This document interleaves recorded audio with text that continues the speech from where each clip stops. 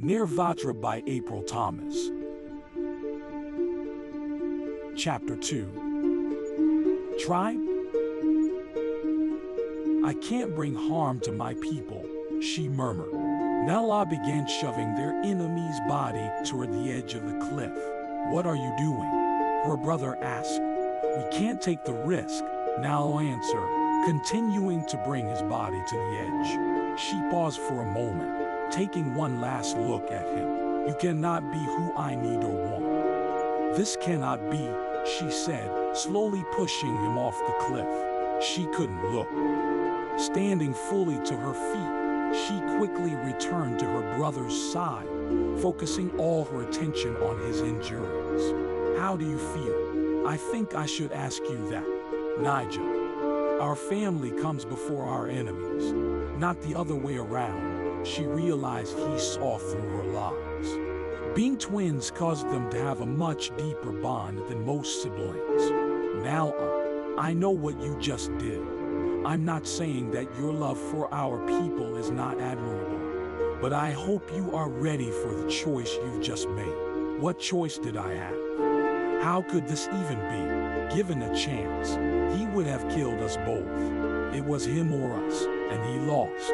The Creator never makes a mistake, Nigel groaned, standing to his feet with the help of his sister. We must get you home as soon as possible, she ordered, leading her brother toward home. It was not an easy hike back to their village, but tears of joy flooded their eyes when they arrived. Their parents were the first ones to approach them. Menina, a spiritual leader of her people, quickly took hold of her son. Blood covered his back and chest, and his face was pale. Their father and respected war leader of the tribe helped his son into the healing hut. They guided him towards a wooden bed while his mother immediately began to mix herbs and chant healing prayers over her son. Nala, what happened, and where are the others? Taka, her father, questioned while looking over his daughter for injuries. Our hunting camp was raided by the Nava, she informed him. Gasps traveled throughout the hut. We all scattered like you taught us, father. I do not know what happened to the others. Taka stepped away, staring off into nothingness. He had to decide what to do next. Should he send out a search party or wait to see who else returns? Thinking of all in the hunting group, it was hard for him as a father to not do everything in his power to find them and bring them home no matter what. Although they were all young adults in his eyes, they were still the little children he helped to raise. Something must be done. He refused to lose any of them. Stay here. I will go speak to the chief. Father, wait. Nigel called out in a weak voice. Yes, son, he answered. They plan to kill us all. Nigel warned. No, it's much worse than that, his father replied, leaving the hut. Taka quickly made his way to the chief's hut. Being cherished in the chief's eye, he did not need a special request to enter the chief's presence. However, startled by his abruptness, the chief beside a friendly fire stared at him bewildered. Taka, old friend, what troubles you? The Nava have raided a small hunting group, and many of our children are missing. We need to gather our warriors and bring these children home, he demanded. You train them. They know how to hide until it is safe to return, the chief protested.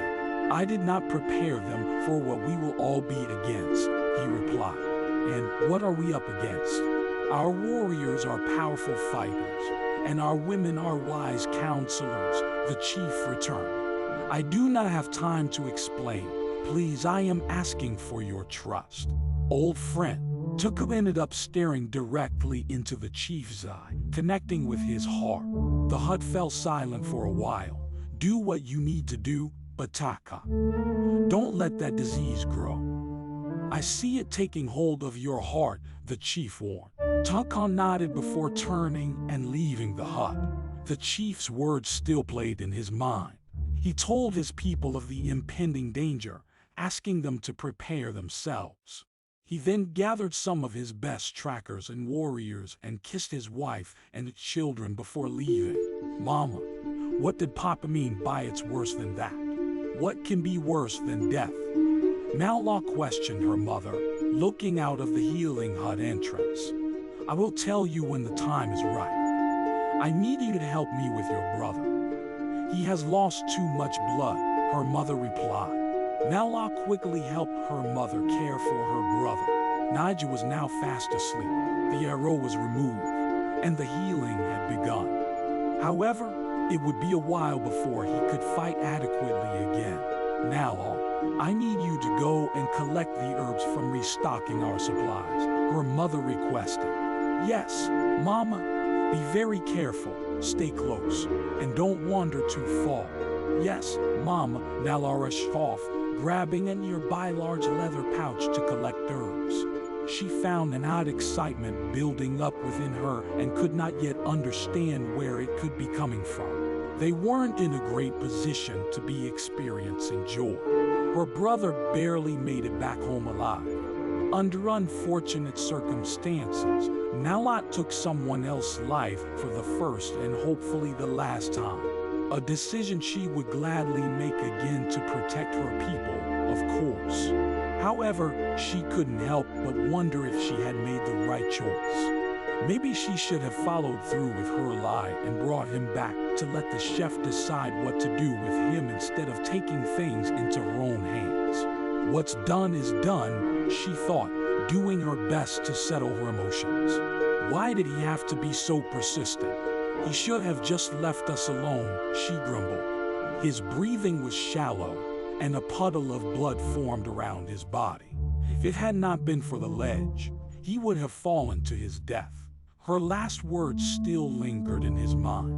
Although he could not move, his mind was fully aware of what had taken place. Her energy was hauntingly familiar and greatly missed. As he lay there floating in his subconscious, he thought of his life and the events that led up to what may be his slow and final end. Kalon couldn't understand the emotions swarming around him. His mind constantly drifted back to the beautiful, mysterious creature that pushed him off the cliff. How could he possess feelings for her? And what were these feelings? He thought, all baffled.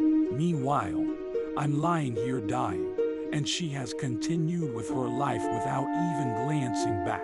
Does she have any feelings for me? If I survive this, I'm going after her. Kalon made his final decision. Life sprung back into him suddenly, and so did the pain. He thought about all the ones he inflicted pain on in the past and questioned himself. Is this how they felt? What if I don't make it? What if I don't survive this? Will anyone look for me? Would anyone care? Certainly not my people. Maybe one day someone will come across the stench of my rotting flesh, he pondered. I need to try. I can't just lay here and accept death. If I could just see her one more time to understand this emotion that is causing me way more pain than the physical hurt of the fall, then I'll kill her, he groaned as he turned onto his side. Surprisingly, no significant bones were broken. Cuts and gashes covered his arms and legs from the trees and branches that slowed his fall from the very start. He needed to find some way to bandage his wounds and stop them from bleeding. He slowly sat up as pain shot to the back of his head, where she had hit him with a stone. Reason number 2 is why she needed to die, he thought, searching for something to help him to his feet. He took hold of a sturdy vine as his weak and wobbly legs struggled to find their footing. Grumbling to himself, becoming increasingly angry at each new thought, Kalon pulled himself back up to the top of the cliff edge, deciding to take a moment to catch his breath and relax. How would he find her, and how would he approach her? Those are the thoughts that flooded his mind. He couldn't walk into her village wearing his obviously Nava clothing. Kalon stripped off all his clothes and threw them over the cliff's edge along with his weapons, which were difficult to let go of. He would have to fight with his bare hands or be killed if he should come under attack. But for some reason, this felt like a worthy risk in his heart. All along his way, he was finding edible fruits to feed on. He was amazed by discovering the healing benefits of the fruits. The bleeding stopped and his strength almost entirely renewed. Using large leaves and plant fibers, he fashioned for himself clothing to cover his nakedness. Survival here seemed a lot easier than back where he came from. Here everything is provided for you right at your fingertips. He found himself discovering a new feeling about this place. Peace was something he had heard of before from one of his victims. They begged for it repeatedly. Unfortunately, he had yet to learn what that was. And now, experiencing it firsthand made him feel remorseful for laughing in his victims' faces, disregarding their feelings, and missing the importance of what they were begging for. He thought about the hidden agenda of the NaNoWriMo. It was essential to take over Nirvatra. The portals that lead to the human realm from NaNoWriMo had all collapsed. They did everything in their power to reopen them, but nothing worked. This new plan was their last reward, something they did not want to do. Although the Nirvatrans were simple people, they made fierce warriors if pushed to the edge. They fought more than just on a physical level, something that NaNoWriMo just did not want to deal with. I need to get out of this place. I don't like these feelings, these thoughts, he grumbled as he marched on, following the trail left behind by Nala and her brother. He looked up into the sky, annoyed by the constant light. Is it ever dark here? He questioned himself. His body had grown weary once more, and he needed to stop for rest. The pain was returning, and his eyelids were becoming heavy. Kalon found a large tree to sleep under. He made a bed out of leaves and made himself comfortable, covering his body as he slept in case someone passed by. He slept for hours, which eventually turned into a day. When he awoke, he was startled to find himself covered with purple ants. All gathered around his wounds, he jumped up, fearing that they were eating him alive, and began to curse as he violently brushed them all off. He did not realize that they were eating away at the bacteria and infection that was in his open wounds. Discovering a nearby river, he bathed and cleansed his wounds, finally noticing how much they had healed since he last checked on them. Again, the image of the beautiful stranger flooded his thoughts. Her long dark hair played in his memory. What is wrong with me? He thought. I hate her, she disgusts me, he continued. However, it felt like a lie. She captured his curiosity, and this both excited and angered him. Making his way out of the river and onto the banks, he squeezed out the water from his long dark hair. What if she recognizes me? He pondered. I should cut it off, he concluded. He grew upset, remembering that he had thrown away all his weapons and had nothing to cut his hair with. He searched the forest until he came across the type of stone he was searching for, breaking the crystal-like rock into razor-sharp slabs and using them to cut off his hair. Satisfied that she would not recognize him now, he washed again, noticing that his wounds had healed and were no longer open but just fresh scars, recovering faster than he had ever experienced. In his heart, a war had begun.